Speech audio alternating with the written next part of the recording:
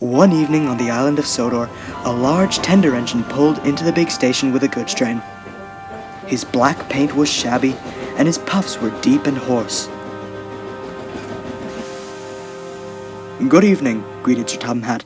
"I suppose you're the replacement goods engine from the mainland?" "That is correct, sir," the engine replied grandly. "The requested diesel had a derailment.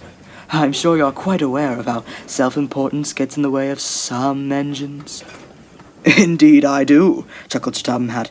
"What is your name?" "Dudley, sir. Pleasure to make your acquaintance," the engine grinned. "Very well then, Dudley. Please make your way to the sheds," Sir Topham Hatt ordered. "I'm sure you'll be in good company with my engines until your return tomorrow morning." "Thank you, sir, and I wish you a pleasant evening."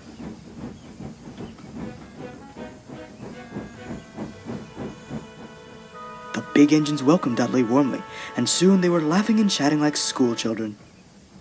"You engines are lucky to have a controller who understands your value," Dudley eventually sighed.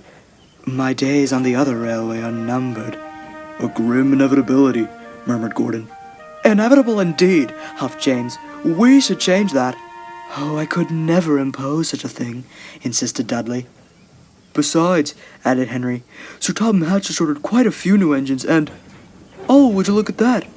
Here's one of them now."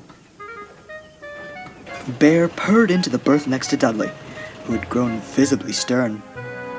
"Hello there," he smiled. "I'm Bear. Pleasure to meet you. Will you be staying long, or—" "I say, you lot, from what I've heard, one of you recently rescued 2 failed diesels."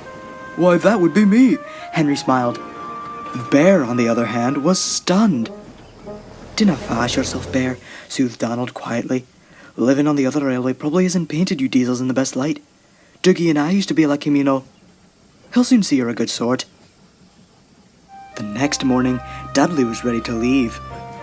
"If our paths never cross again," he announced as he departed, "I wish you all nothing but smooth runnings." The engines all felt sorry for Dudley. Although Bear was hurt by how Dudley had ignored him, he still tried to be optimistic. "He seems a good sort," Bear smiled. "Good things always come to those who are hard-working and honest." The engines said nothing. They could only hope that Bear was right. Later that morning, Donald had brought the coaches for Henry's first train. He shunted them to the platform and quickly set off to fetch Oliver's goods train. Soon Henry approached the station. He was looking forward to a nice morning run, when suddenly... "Stop!" cried the driver. The coaches were blocking the points quite far from the platform. Henry braked hard, but it was too late.